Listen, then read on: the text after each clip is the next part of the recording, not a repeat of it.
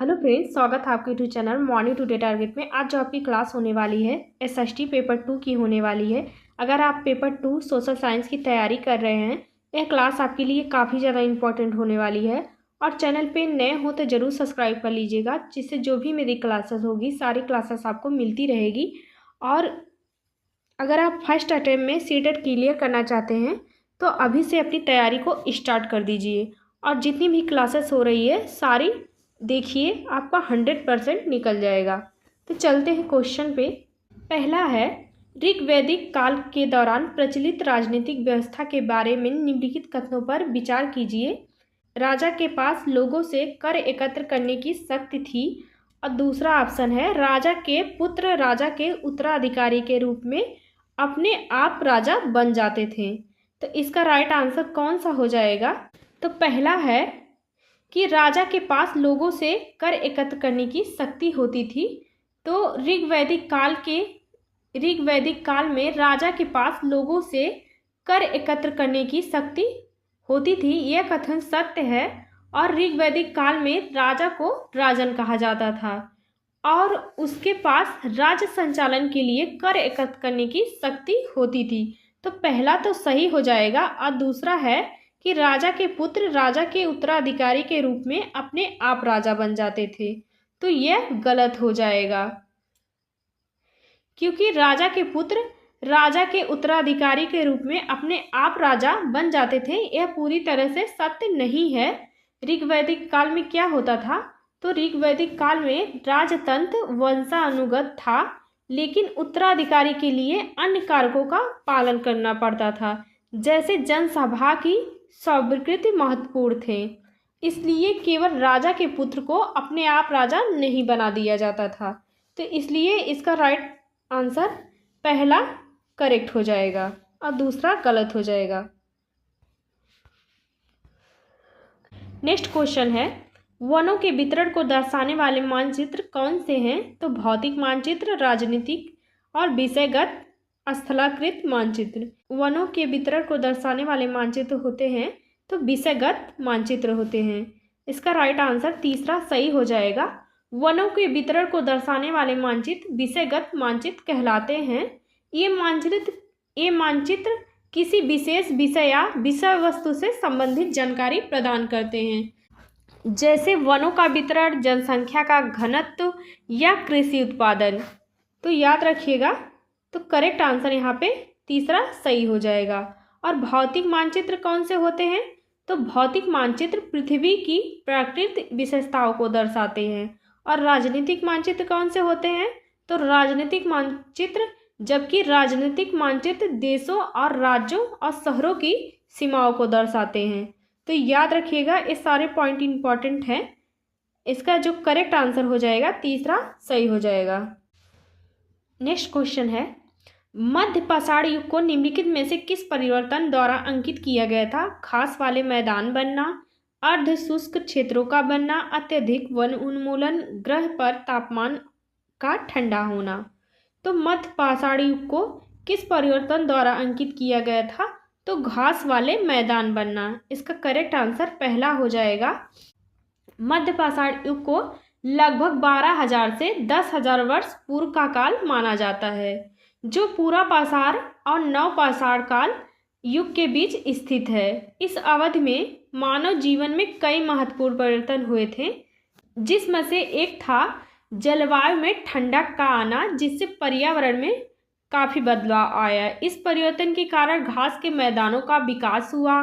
इस परिवर्तन के कारण मानवों के लिए शिकार और खाद्य संग्रह के नए अवसर लेकर आया। तो याद रखिएगा, पहला ऑप्शन सही हो जाएगा।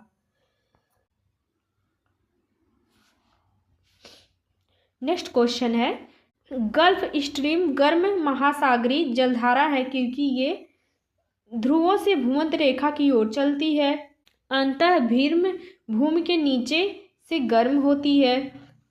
और तीसरा है, गर्म पानी के द्वारा स्रोतों द्वारा गर्म होते हैं। और चौथा ऑप्शन हो जाएगा, भूमध्य रेखा के निकट उत्पन्न होती है। तो गल्फ स्ट्रीम महासागरीय जलधारा है, क्योंकि यह ध्रुवों से भूमध्य रेखा की ओर चलती है। तो इसका करेक्ट आंसर पहला सही हो जाएगा। गल्फ स्ट्रीम एक गर्म जलधारा है क्योंकि यह मेक्सिको की खाड़ी से उत्पन्न होकर उच्च अक्षांशों से बहती है, जिससे यह गर्म जलधारा को उच्च अक्षांशों की ओर ले जाती है। तो इसका पहला आंसर सही हो जाएगा। नेक्स्ट क्वेश्चन है, मध्यकालीन असम में पाइक निम्नलिखित में से क्या थे? तो मध्यकालीन असम में पाइक क्या थे? तो बलात मजदूर, पानी लाने वाले मजदूर, अनिवार्य सेना के सदस्य, बागान में काम करने वाले मजदूर। मध्यकालीन असम में पाइक क्या थे? बलात मजदूर थे। इसका राइट आंसर पहला सही हो जाएगा। मध्यकालीन असम में अहोम राज्य बंधुआ मजदूरों पर निर्भर था और राज्य के लिए काम करने वाले बंधुआ मजदूरों को पाइक कहा जाता था। तो याद रखिएगा, इसका राइट आंसर पहला सही हो जाएगा। मणिग्राम और नानदेसी निम्नलिखित में से क्या थे? चोल काल के प्रसिद्ध शहर, चोल शासन की प्रशासनिक इकाइयां, दक्षिण भारत के प्रसिद्ध व्यापार, ब्राह्मणों को ब्रहदेव के रूप में दिए गए प्रसिद्ध गांव। तो मणिग्रामम और नानदेसी निम्नलिखित में से क्या थे? तो इसका राइट आंसर हो जाएगा, फोर्थ ऑप्शन सही हो जाएगा, ब्राह्मणों को ब्रह्मदेव के रूप में दिए गए प्रसिद्ध गांव थे। तो इसका राइट आंसर फोर्थ ऑप्शन सही हो जाएगा। मणिग्रामम और नानादेसी चोल काल के प्रसिद्ध गांव थे जिन्हें ब्राह्मणों को ब्रह्मदेव के रूप में दिया गया था। इसका राइट आंसर फोर्थ ऑप्शन सही हो जाएगा। नेक्स्ट क्वेश्चन है, निम्नलिखित में से कौन सा एक ग्राम पंचायत का कार्य नहीं है? तो पहला है, इसमें नहीं पूछा है निम्नलिखित में से कौन सा एक ग्राम पंचायत का कार्य नहीं है, तो नहीं पूछा है। तो पहला है, गांव के लोगों को रोजगार देने संबंधी सरकारी योजनाएं लागू करना, ये तो होता है ग्राम पंचायत का कार्य। और दूसरा है, गांव की बुनियादी सुविधा का निर्माण और रख रखाव, ये भी ग्राम पंचायत का कार्य होता है। और तीसरा है, स्थानीय कर लगाना और इकट्ठा करना, ये भी होता है। और चौथा ऑप्शन हो जाएगा, ग्राम पंचायत अपने पंचायत सचिव को चुनती है। तो यही आपका राइट आंसर हो जाएगा, जो गलत है, गलत पूछा है। ग्राम पंचायत अपने पंचायत सचिव को चुनती है, तो यही इसका राइट आंसर हो जाएगा। ग्राम पंचायत यह राज्य सरकार द्वारा नियुक्त किया जाता है। तो याद रखिएगा, इसका राइट आंसर फोर्थ ऑप्शन सही हो जाएगा।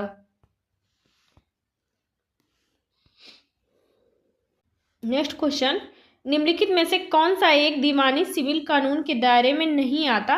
तो इसमें नहीं पूछा है, जमीन को बेचने से संबंधी विवाद, दूसरा है दहेज के लिए महिला को परेशान करना, और तीसरा है तलाक का केस फाइल करना, और चौथा ऑप्शन है बच्चों को रखने का दावा करना। तो कौन सा दीवानी सिविल कानून के दायरे में नहीं आता है? तो इसका राइट आंसर हो जाएगा सेकेंड ऑप्शन, दहेज के लिए महिला को परेशान करना। ये आपराधिक कृत्य है और यह भारतीय दंड संहिता के तहत आता है। तो इसका राइट आंसर सेकेंड ऑप्शन सही हो जाएगा। अब दीवानी सिविल कानून क्या होता है? तो दीवानी सिविल कानून आमतौर पर संपत्ति, अनुबंधन और परिवार मामलों को नियंत्रित करता है, जैसे जमीन बिक्री, तलाक और बच्चों की हिरासत जैसे मामले दीवानी कानून के अंतर्गत आते हैं।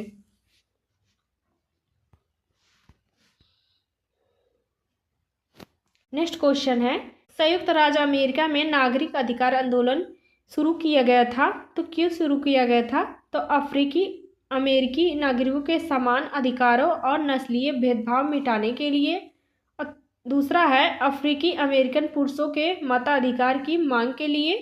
तीसरा ऑप्शन है अफ्रीकी अमेरिकन वरिष्ठ नागरिकों की सामाजिक सुरक्षा मांग के लिए। चौथा ऑप्शन है अफ्रीकी अमेरिकन महिलाओं के मताधिकार मांग के लिए। तो संयुक्त राज्य अमेरिका में नागरिक अधिकार आंदोलन क्यों शुरू हुआ था? तो अफ्रीकी अमेरिकी नागरिकों के समान अधिकारों और नस्लीय भेदभाव मिटाने के लिए। इसका करेक्ट आंसर पहला आंसर सही हो जाएगा।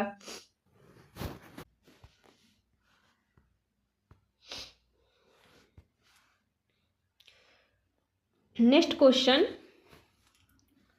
रॉलेट अधिनियम 1919 का विरोध किया गया था, तो क्यों किया गया था? तो इसने मुसलमानों के लिए पृथक निर्वाचन क्षेत्र का अधिकार प्रदान किया था। और दूसरा है, इसने भारतीयों के हथियार रखने पर रोक लगाई थी। और तीसरा ऑप्शन हो जाएगा, इसने अभिव्यक्ति की स्वतंत्रता जैसे मौलिक अधिकारों पर अंकुश लगाया तथा पुलिस को और अधिक अधिकार दिए थे। और चौथा ऑप्शन हो जाएगा, प्रांतों में द्वैत शासन लागू किया था। तो रॉलेट अधिनियम 1919 का विरोध क्यों किया गया था? क्योंकि इसने अभिव्यक्ति की स्वतंत्रता जैसे मौलिक अधिकारों पर अंकुश लगाया था तथा पुलिस को और अधिक अधिकार दिए थे। तो इसका करेक्ट आंसर तीसरा ऑप्शन सही हो जाएगा। रॉलेट अधिनियम 1919 ने ब्रिटिश सरकार को बिना मुकदमा चलाए भारतीयों को गिरफ्तार करने और लंबे समय तक हिरासत में रखने का अधिकार दिए थे, जिससे अभिव्यक्ति की स्वतंत्रता और मौलिक अधिकारों का उल्लंघन होता था। तो याद रखिएगा, इसका राइट आंसर तीसरा सही हो जाएगा। नेक्स्ट क्वेश्चन, निम्नलिखित घास भूमियों में कौन सी अमेरिकी मूल निवासियों का निवास स्थान है? तो स्टेपी, पंपास, बेल्ट्स, प्रेरीज। तो निम्नलिखित घास भूमियों में से कौन सी अमेरिकी मूल निवासियों का निवास स्थान है? तो पंपास हो जाएगा। इसका करेक्ट आंसर यहाँ पे दूसरा करेक्ट हो जाएगा। पंपास जो मुख्य रूप से अर्जेंटीना और ब्राज़ील के कुछ हिस्सों में स्थित है, अमेरिकी मूल निवासियों का प्रमुख निवास स्थान है। तो इसका राइट आंसर यहाँ पे दूसरा सही हो जाएगा। नेक्स्ट क्वेश्चन, बेरिंग जल डमरू मध्य पानी का सकरा भाग है जो जोड़ता है तो प्रशांत महासागर और अटलांटिक महासागर, आर्कटिक महासागर और प्रशांत महासागर, हिंद महासागर और प्रशांत महासागर से, और चौथा है अटलांटिक महासागर और हिंद महासागर से। तो बेरिंग जल डमरू वह सकरा जलमार्ग है जो आर्कटिक महासागर और प्रशांत महासागर को जोड़ता है। तो इसका करेक्ट आंसर यहाँ पे दूसरा सही हो जाएगा।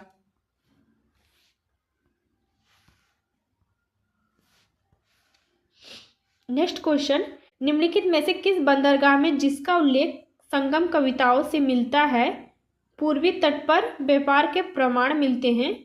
तो धरड़ी कोटा, मदुरई, पुहार और कोरकई। इसका राइट आंसर यहाँ थर्ड ऑप्शन सही हो जाएगा, पुहार। संगम साहित्य में उल्लेखित पुहार बंदरगाह जो तमिलनाडु में स्थित है, यह भारतीय उपमहाद्वीप के पूर्वी तट पर व्यापार का एक महत्वपूर्ण केंद्र माना जाता है। तो इसका करेक्ट आंसर तीसरा सही हो जाएगा। नेक्स्ट क्वेश्चन, निम्नलिखित में से किस व्यवस्था के अंतर्गत सिखों ने किसानों की उनकी उपज का 20% कर के रूप में लेकर बदले में उन्हें संरक्षण प्रदान किया था? तो जत्था, चौथ, खालसा, राखी। तो इसका करेक्ट आंसर यहाँ पे हो जाएगा राखी। सिखों ने राखी व्यवस्था के तहत किसानों से उनकी उपज का 20% कर के रूप में लिया और बदले में उन्हें सुरक्षा प्रदान की थी। तो इसका राइट आंसर यहाँ पे हो जाएगा फोर्थ ऑप्शन सही। नेक्स्ट क्वेश्चन, निम्नलिखित में से किस क्षेत्र को विश्व का फलोद्यान कहा जाता है? दक्षिण अफ्रीका का क्षेत्र, भूमध्यीय क्षेत्र, ऑस्ट्रेलिया में क्वींसलैंड, उत्तरी अमेरिका। तो विश्व का फलोद्यान किसे कहा जाता है? तो भूमध्य क्षेत्र कहा जाता है। इसका करेक्ट आंसर यहाँ पे दूसरा सही हो जाएगा। भूमध्य क्षेत्र की विश्व का फलोद्यान कहा जाता है क्योंकि यहाँ जलवायु फलों की खेती के लिए अनुकूल है, जिससे यह क्षेत्र फलों के उद्यान और उत्पादन के लिए प्रसिद्ध है। तो इसका करेक्ट आंसर यहाँ पे दूसरा सही हो जाएगा।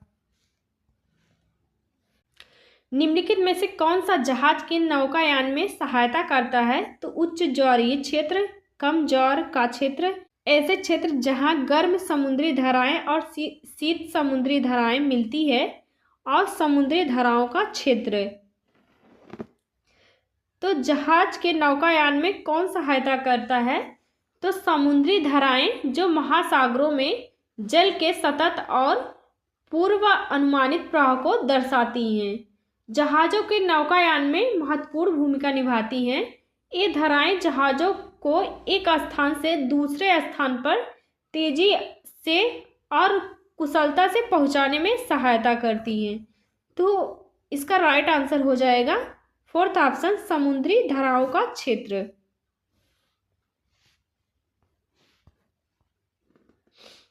पृथ्वी द्वारा प्रेषित रेडियो तरंगों को वापस पृथ्वी पर कौन परिवर्तन करता है? तो आयन मंडल, मध्य मंडल, समताप मंडल, क्षोभ मंडल।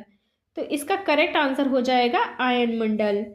आयन मंडल वायुमंडल में एक परत है जो ऊपरी वायुमंडल में स्थित है और इसमें आयनित कण होते हैं। यह रेडियो तरंगों को परावर्तित करने में सक्षम होती है।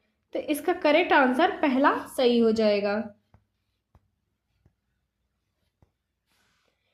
नेक्स्ट क्वेश्चन, मानव इतिहास में निम्नलिखित में से कौन सी अवधिकाल सबसे लंबी है? तो पूरा पाषाण काल, मध्य, नवपाषाण काल, महापाषाण काल। तो इसका करेक्ट आंसर हो जाएगा पूरा पाषाण काल। पूरा पाषाण काल मानव इतिहास का सबसे लंबा काल माना जाता है, जो लगभग 25 लाख वर्ष पूर्व से लेकर 12,000 वर्ष पूर्व तक फैला हुआ है। तो इसका करेक्ट आंसर पहला करेक्ट हो जाएगा। आज के लिए बस इतना ही, मिलते हैं नेक्स्ट क्लास में।